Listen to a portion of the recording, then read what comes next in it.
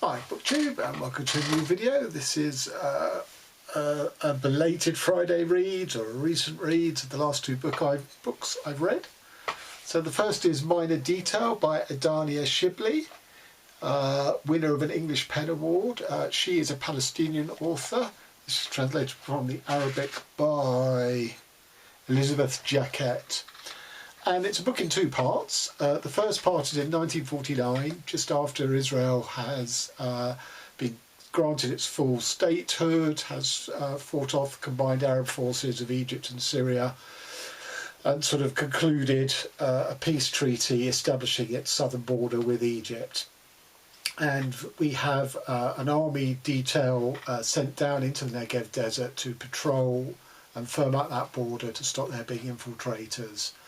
And it is led by a military commander who is very sort of army and everything sort of ship shape and Bristol fashion.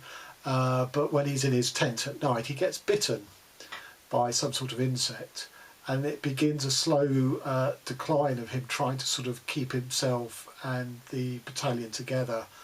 But it's becoming sort of increasingly difficult for him to do so. It's almost like a fever dream.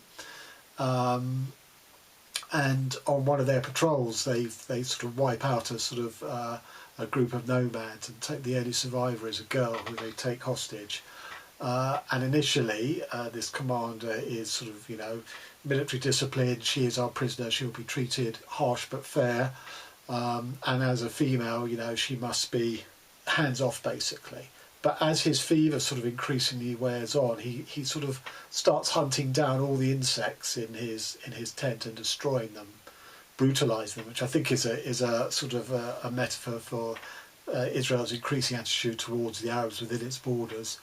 And eventually he crosses his own border with the woman and assaults her, and then basically gives her over to his troops. So all discipline has broken down. And they kill her and bury her in the desert.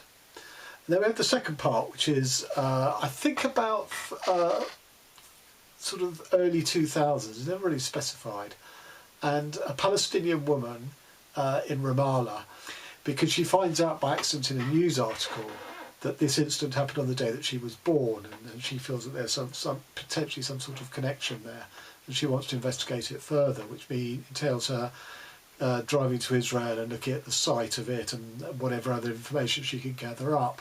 Now, it's also about her borders, her boundaries, because and about the Palestinians, because in the early 2000s you've got the apartheid wall that separates Palestinians from the Israelis. Palestinians who work in Israel have to go through sort of the checkpoints, which are they can queue for hours, have to go through turnstiles, get searched. It's a really sort of humiliating and very much treated as third-class citizens. So borders mean something very different to her than they did to the Israeli general of the first part. But interestingly, the Israeli general is written about the third person. She's written about as not only first person, but pretty solid text in the sense there's no real paragraph breaks. And yet we have a much clearer sense of the Israeli general than we do of her. She cannot really knit herself together. I think there's an implication that she's sort of suffers from anxiety, trauma or PTSD just from everyday living in the Palestinian territories. I don't think anything specific's happened to her. It's just the daily life, the fact that there's sort of Israeli attacks periodically on the occupied territories. So her story is a little more diffuse than his was in section 1. But the thing about it, rather than her, which I couldn't really get to grips with, but her drive down in Israel and all the physical and security barriers and obstacles she faces, I found that absolutely fascinating. And it's a really good book. I really recommend this. If you're interested in that region, or potentially you know about one side but not the other.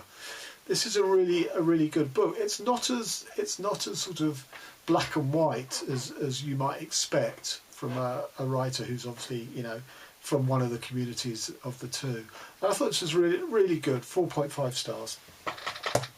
And on to Three Wogs by Alexander Theroux. I'm only going to say that title because it's a racial slur once more.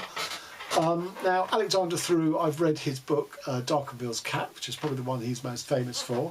And what I deduce from that is that Theroux is a lover of language, incredibly well read, has a huge vocabulary, based on his learning in sort of the Catholic liturgy, flora and fauna.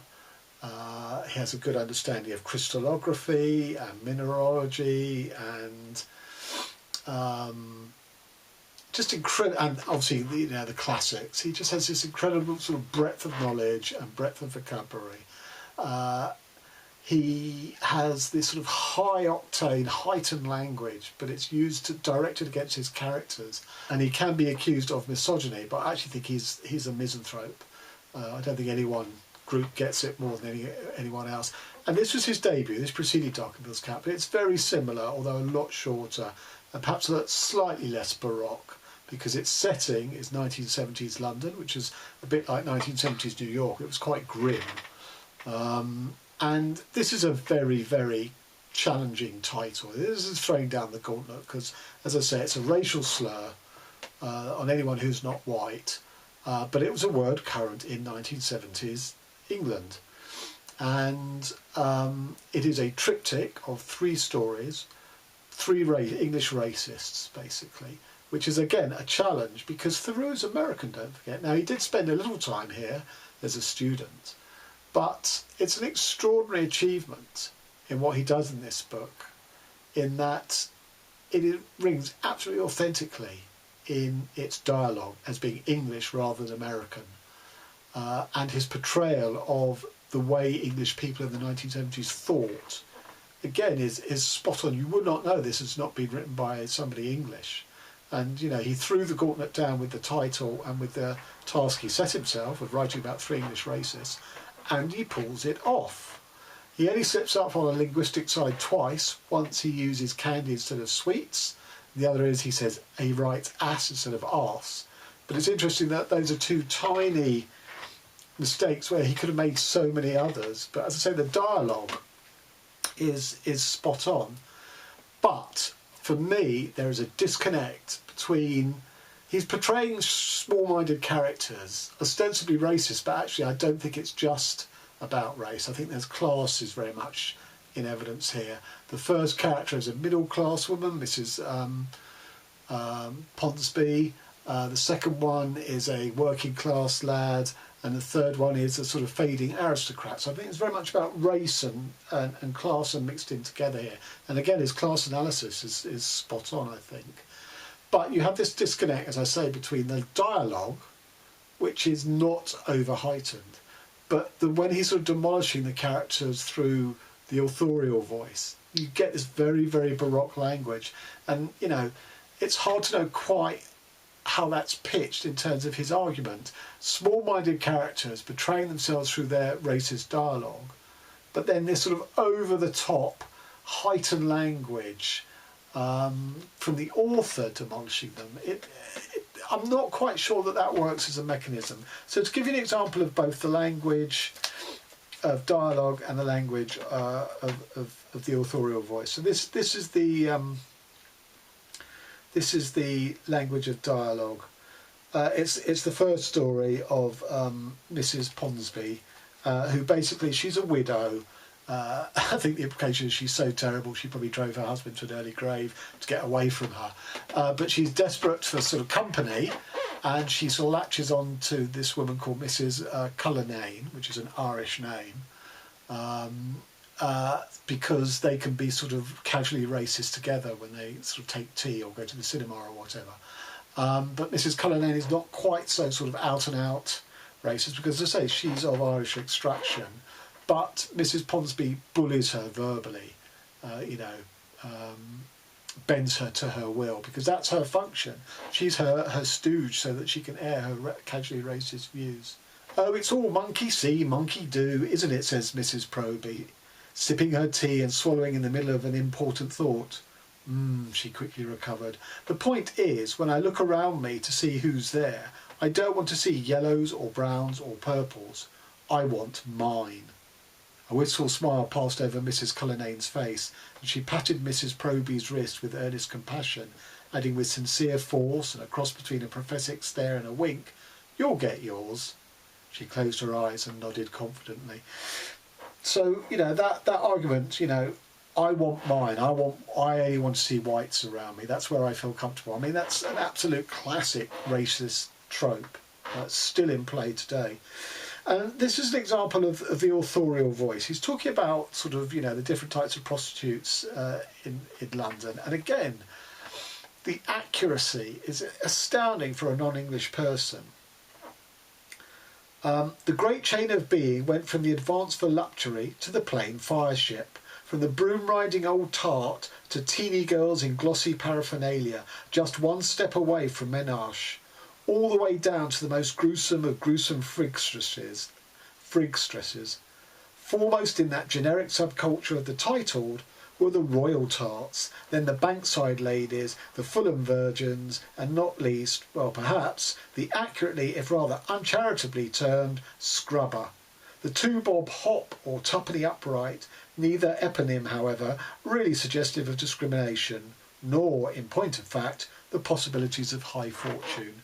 So, there he's not particularly sort of demolishing his characters who are under the microscope. It's sort of more a wider net cast over London. But it's this, as I say, I can't quite match the authorial voice. If his racist characters are left to their own tongues to sort of demolish themselves, we get it. But he has this extra layer of heightened language that doesn't suit small-minded characters, if that's his point, that these characters are small-minded in class and race and outlook. So that doesn't quite work for me. But what I wanted to say was the third in this triptych is an extraordinary tale. If it was a standalone tale, it would be 5 stars for me. So basically it's this mother and her son. The son is a reverend in a London church, obviously, not married. And the mother is from aristocratic stock, but is living in London and doesn't like everything she sees around her of the modern world, including, obviously, the proliferation of non-white faces in London. And the Reverend has hired, over many years, a man from Africa called Cyril to be his choir master. And Cyril has announced that he is going to get married, and the Reverend is very scared that means he will no longer be his choir master. And the reason he is so afraid, or so perturbed by that, is because he has a massive sexual crush on Cyril. Now, it's never explicitly stated that he acts out, and they have sex. I don't know if that happens or not, but he's so penetrated the Reverend's fantasy life that he's always thinking about him, fantasizing about him. And it is, he tries everything in his power to disabuse Cyril of getting married, including a hilarious sort of Anglican church version of the Kama Sutra, all these sort of drawings of sexual positions, which of course is supposed to sort of put people off sex because it's coming from the church.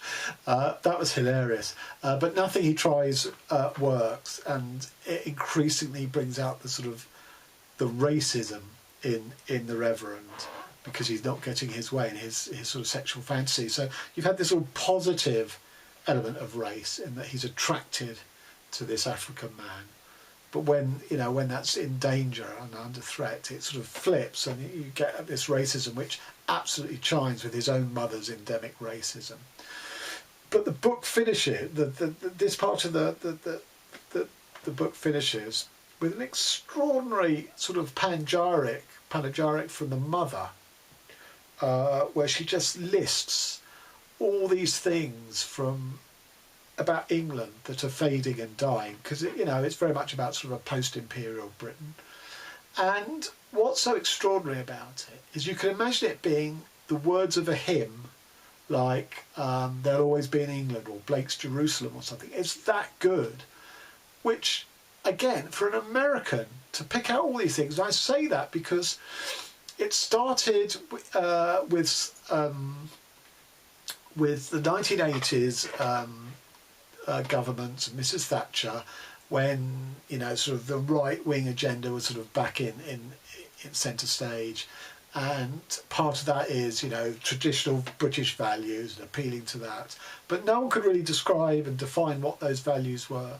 And then it reared its head again during the Scottish referendum and during the Brexit votes, particularly the Brexit referendum, obviously, because it's about, we want to be British, we want to reject Europe, and, you know, okay, well, what does being British mean? You know, what are British values? And again, no one can really describe them. And yet here you have Alexander Theroux, an American, doing a supreme job of it. It's an absolutely extraordinary achievement, and I'm so in awe of it.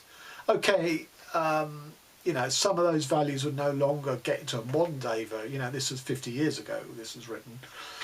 Some of them might not still apply, but because you're looking back at a sort of tradition going back hundreds of years, most of them absolutely would still apply and could be used as the basis for a definition of England and Englishness.